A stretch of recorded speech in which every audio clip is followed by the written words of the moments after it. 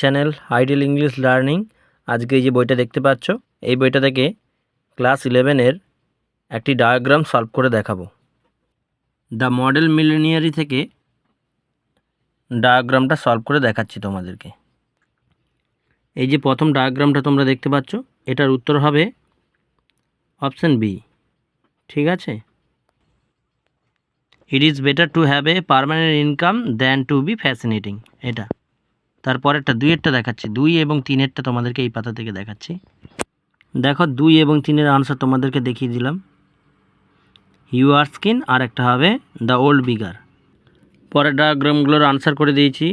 দেখো এটা হবে ট্রন, এটা হবে দ্য পোয়েট, পেইন্টার এবং ফিজিশিয়ান, এরা পেনি পেয়ে থাকে, গিনিস পেয়ে থাকে।